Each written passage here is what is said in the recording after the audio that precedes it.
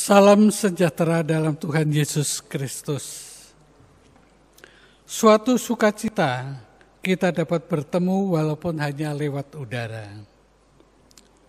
Saat ini kita masih dalam suasana COVID-19. Namun firman Tuhan tetap menjadi makanan kita untuk memberi kehidupan dan kekuatan kepada kita. Dalam keadaan saat ini, andalan kita adalah hidup selalu bersama dengan Tuhan. Karena itulah yang menjadi kekuatan kita. Saudaraku, sebelum menerima firman Tuhan, marilah kita mempersiapkan diri kita dengan memuji pujian yang berjudul Tiap Langkahku.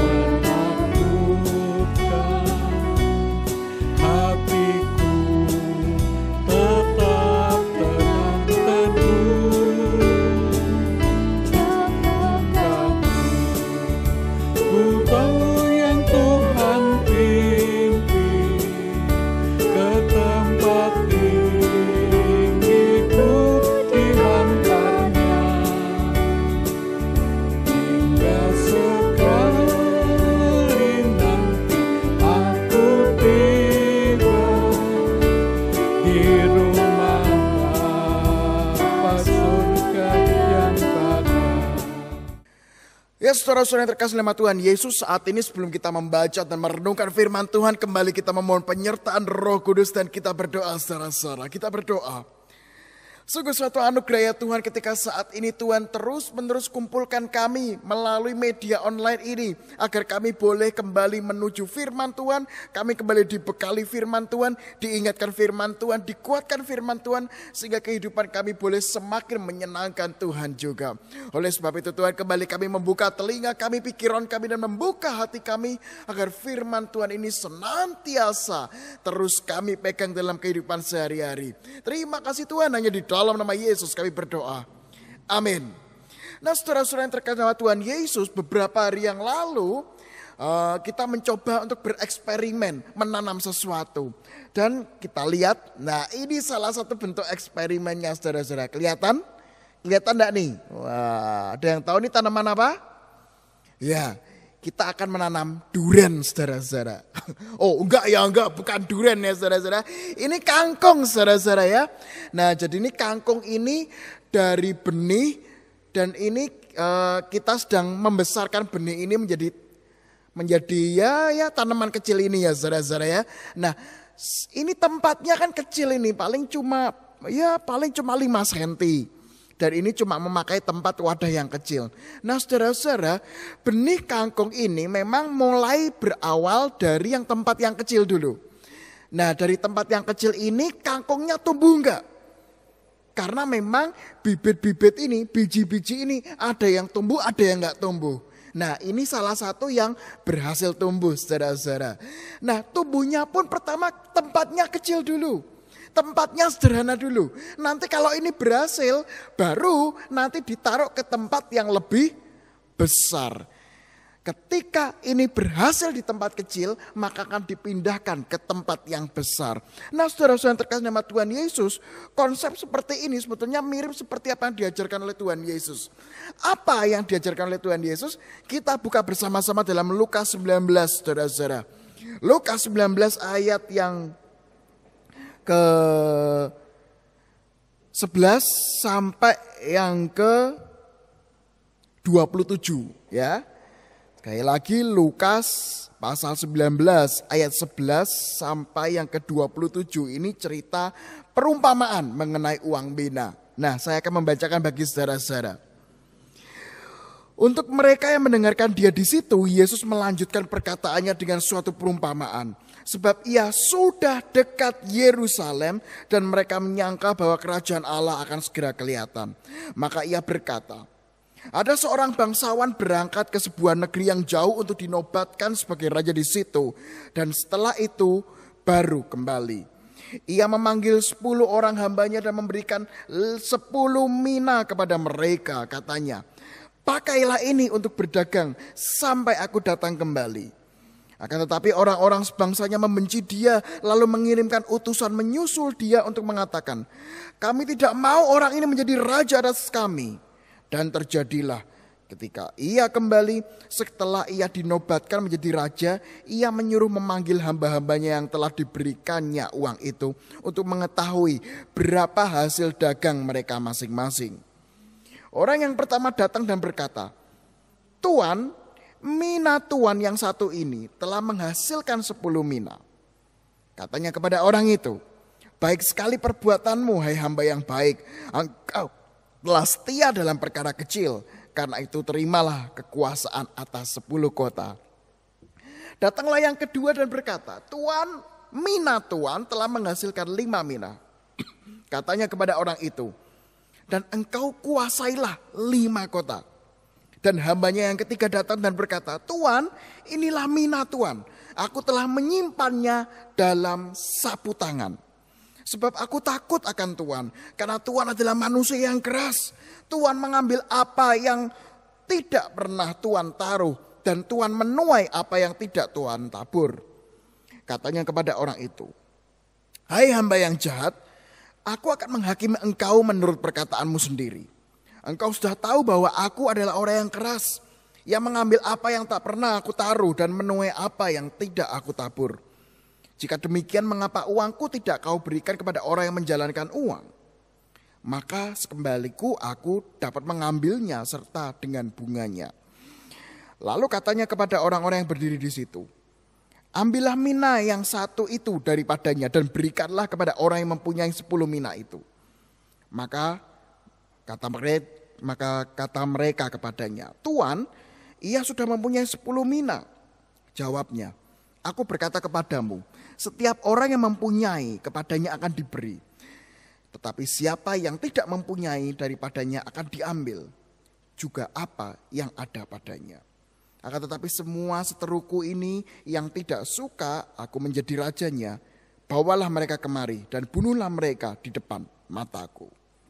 Nah, saudara-saudara yang terkasih, memang kisah ini mirip dengan yang namanya talenta. Dan ini memang mirip sesuai dengan apa yang ada di dalam versi Matius, saudara-saudara. Matius 25.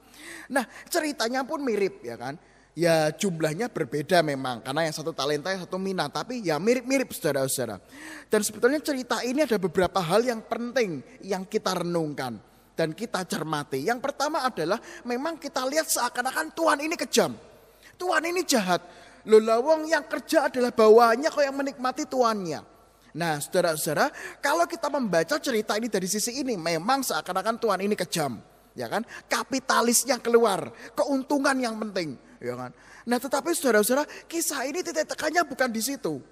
Kisah ini titik tekannya adalah ketika seseorang diberikan kepercayaan, yaitu 10 mina ya saudara-saudara ya. Orang itu diberi kepercayaan, pertanyaannya, kepercayaannya itu mau diapakan? Apakah mau dikerjakan atau tidak? Dan kita melihat ada 2 jenis hamba di dalam bacaan kita. Yang pertama adalah hamba yang mengembangkan apa yang dia percayakan. Hasilnya apa? Dia menguasai dan mengembangkan, hasilnya 10 mina. Akhirnya apa yang terjadi? Dia diberikan kuasa 10 kota. Kemudian hamba yang lain mengembangkan 5 mina. Hasilnya apa? Diberi kepercayaan yang lebih besar, yaitu mengelola 5 kota. Dan di sini saudara-saudara mirip seperti tanaman kangkung tadi, saudara-saudara ya. Artinya apa? Artinya dalam kehidupan ini, kalau kita mau berefleksi dalam kisah kita, setiap orang Kristen, Anda dan saya, itu diberi kepercayaan sama Tuhan. Diberikan yang namanya talenta. Kalau menurut bahasa Paulus, yaitu kita diberikan namanya buah roh, yang merupakan karunia-karunia roh juga. Ada orang yang melayani dalam bidang apa? Mengajar. Ada orang yang melayani di bidang apa? Memperhatikan. Ada orang yang melayani di bidang musik, di bidang sound system, di bidang apapun juga.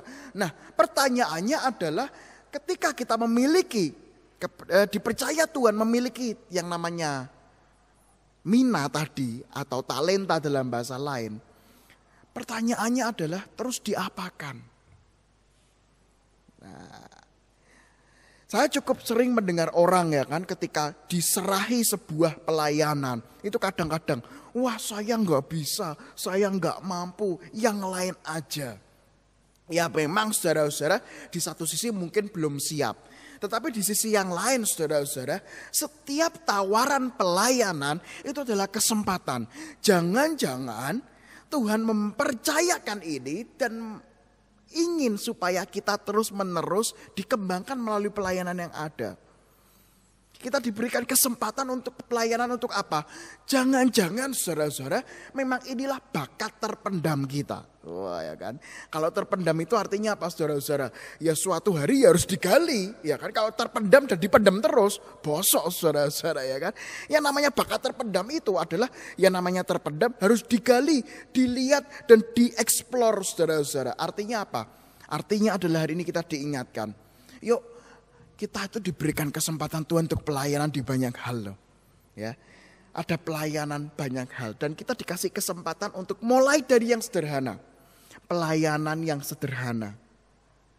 Dan ketika kita memang menggunakan cara itu untuk memuliakan nama Tuhan, kita akan dipercaya untuk pelayanan yang lebih luas, saudara-saudara. Kita dipercayakan untuk pelayanan yang lebih lebar. Kita dipercayakan pelayanan yang lebih hebat lagi. Karena apa? Kita setia dengan pelayanan yang kecil. Oleh sebab itu, saudara-saudara, yang pertama adalah lihat dan periksa diri kita. Kita ini punya karunia apa? Kita ini punya talenta apa? Tuhan mempercayakan apa? Minta hikmat Roh Kudus. Karena setiap orang, Anda dan saya itu pasti dikaruniai satu karunia roh. Yang kedua adalah jangan pernah lewatkan kesempatan untuk pelayanan. Gitu ya. Ketika ada kesempatan pelayanan, selalu saudara-saudara terima itu. Dan melalui terima itu sekaligus kita melihat, oh memang saya harus belajar banyak hal. Ya memang kadang-kadang yang namanya pelayanan itu menyenangkan, kadang-kadang namanya menyedihkan. Kadang-kadang ada keberhasilan, kadang-kadang ada kegagalan. Tapi disitulah saudara-saudara kita melihat, kita diberikan kesempatan untuk pelayanan yang kecil dulu dalam tanda kutip ya. Namanya pelayanan itu udah ada yang kecil, udah ada yang besar. Semua sama. Tapi hari ini melalui perumpamaan ini mau mengatakan mulai dulu pelayanan. Apapun itu ya kan. Kalau gagal ya coba evaluasi, belajar lagi. Dan kita akan terus-menerus dikembangkan dalam pelayanan. Sehingga pelayanan itu bukan cuma memberkati orang lain, tapi juga memberkati diri kita sendiri. Sehingga kita semakin cinta Tuhan dan semakin dipercaya untuk mengerjakan sesuatu yang lebih luar biasa. Cari karunia pelayanan Anda dan saya. Kembangkan itu dan lihatlah bagaimana Tuhan memakai Anda dan saya untuk semakin menjadi alat memuliakan namanya. Amin. Kita berdoa secara-sara. Sungguh suatu anugerah ya Tuhan ketika hari ini Kau ingatkan kami bahwa setiap kami memiliki yang namanya karunia rohani. Yang diwujud nyatakan melalui pelayanan-pelayanan. Baik itu pelayanan dalam tembok gereja maupun pelayanan di luar tembok gereja. Pelayanan di dalam keluarga, pelayanan di dalam tempat kerja, pelayanan di setiap orang-orang yang kami temui. Ya Tuhan mampukanlah kami untuk terus-menerus mencari, terus-menerus memeriksa apa karunia pelayanan kami, karunia rohani kami. Sehingga kami ketika kami mendapatkan kesempatan untuk melayani, kami gunakan kesempatan itu. Sehingga kami terus-menerus mengembangkan karunia-karunia yang Tuhan berikan. Sehingga nama Tuhan dipuji, dimuliakan dan dibesarkan. Ya Tuhan, mampukanlah kami untuk juga berani mengembangkan pelayanan kami. Baik itu dimanapun dan kapanpun kami berada. Tuhan saat ini kami juga rindu berdoa untuk keadaan dunia ini. Kami berdoa ya Tuhan, pertama-tama untuk pandemi corona ini, biarlah Tuhan terus menyertai anak-anak Tuhan untuk terus berjuang di bidang kesehatan, berjuang di bidang sosial, berjuang di bidang pendidikan, dan berjuang di bidang apapun yang boleh memperbaiki kondisi ini. Kami berdoa untuk mereka yang terus memperjuangkan semuanya itu agar terus memulihkan keadaan bumi ini. Kami juga berdoa ya Tuhan untuk pemerintah kami, biarlah Tuhan juga menyertai, biarlah Tuhan juga terus campur tangan melalui kebijakan-kebijakan yang diambil. Kami juga berdoa untuk orang-orang yang Tuhan pakai untuk mengkritisi pemerintah kami. Biarlah apa yang boleh dikritisi adalah sesuatu yang memang membangun dan berasal dari hati yang cinta tanah air dan ingin membangun. Terima kasih Tuhan. Kami berdoa untuk mereka semua yang terus berjuang di dalam keadaan ini. Terima kasih Tuhan, hanya di dalam nama Yesus kami berdoa dan terus memohon penyertaan Tuhan untuk kami boleh ditemani oleh firman Tuhan untuk terus memuliakan nama Tuhan. Amin.